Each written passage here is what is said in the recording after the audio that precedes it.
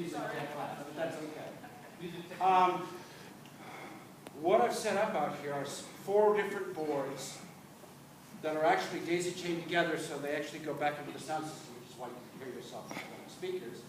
To show you that even though these are different brands, different time periods, this board is probably, I know this board is older than you, all of you will know. That board is probably, these 3, the last one, probably about as old. But they all do basically the same thing. And they all take a signal that's either a mic signal, or a line level signal, or several of those signals, and mixes it down into 1 or 2 channels that you send on down your chain. Microphone or CD player or iPod or whatever is your sound origination, and it goes down the trail eventually to speakers. Even if you're doing a recording, you would record it onto some medium, but you play it back over the speakers, otherwise there's no point. Yes. And I had this, I also had, I don't know if this is going to pick up or not. He's right here. Oh, he'll come back. Yes. No. Each board will not amplify. It's sending out a line level signal. In other words, to the next board down the line, the signal feels the same as though you had an iPad or something like that. But yeah, go ahead and talk to that for a moment. Check, check. I'm talking to it after you. Something about this particular board, when they first started coming up with doing effects, you can hear a little bit of it there. Go ahead and say one more thing. Hi. So that sounds very flat, but you could put much more of an effect. Go ahead and say something else. And there's a long echo. This is not an electronic special effect. They found that if you take a spring and you send the sound signal electrically along the spring, you will get that effect.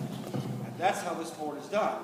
And one of the problems with a board like that is that because you have a mechanical spring in the board, you have to make sure you set this on a very solid counter, because then you would end up with somebody doing that.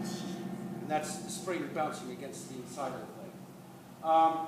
That's about as far as you can go with some of those effects on some of these older boards. But I wanted to show that just as an example. On all of these boards, you have your channel fader, you have your gain, thank you, at the top. There's always an EQ in the upper section, and where you can send the signal, such as an auxiliary or the effects sound on this. There's an auxiliary out, and there's a pan so that you can pick to left or right. I would personally prefer to have a set of speakers to each side. And here we have one main cluster, so it's pretty monophonic sound. Actually, if you take most of your CD tracks and look at them, and you've got ways to look at some of the things where you can see the waves. If you look at the left and right track, you'll see they're almost identical anyway. It's always a line level signal out, which is why I can continue to daisy chain from one board into the next, into the next, into the next. And if you plug speakers into these, you're not going to hear anything. You can turn the volume way up, you might barely hear something, because the line level signal isn't strong enough to push the speaker. Some mixed boards, this one is handy to have for this, however, have amps built into them. Yes. And I can probably only go about that far before, and that's 2 speakers back there. There's an actual amplifier in this thing. Just as a note, go ahead and turn that microphone off, so there's no signal coming into the board. That noise is your background noise that every board will have. Now, in this particular case, it's actually coming from that board, because it's a lot older board. Newer boards are better about that, but you can still take this board back here and really crank it up with nothing plugged into it, and listen to the headphones, and you will hear a little bit of noise. When you make a recording and you're supposed to get your signal up to that top thing, to that top mark where it's just starting to distort, the idea is to get as big a signal to noise ratio. That's the signal.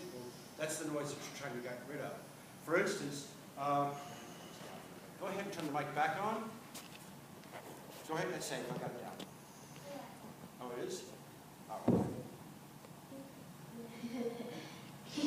See, I don't have to take it up near as far, and I lose a lot of my noise out of the system because I've got it pulled back enough, and because if you're talking close on a microphone. Live performances, you will see people with the mic right on top of it because you want to drown out everything around the microphone. But when you're actually doing a vocal recording, you really don't want to have your ear right next to somebody's voice. It's better to have a mic set off. I've known a couple studio engineers where if they're recording somebody who's used to performing live, they will give them a mic to hold in their hand so they can wave around and really sing, but then they've got a mic hung up here to pick up their voice so they can get a clean copy of their voice. And the mic in their hand doesn't actually do anything. But you get a decent recording that way. The guy's handling the mic like he's used to, so he has a better performance.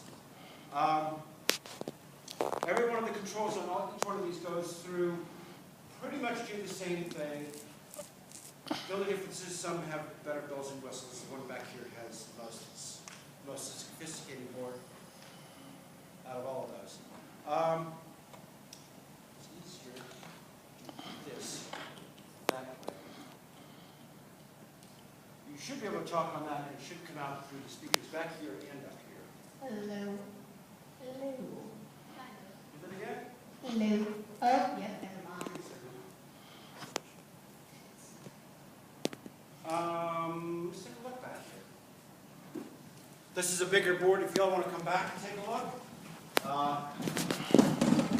There are a little bit more bells and whistles on this.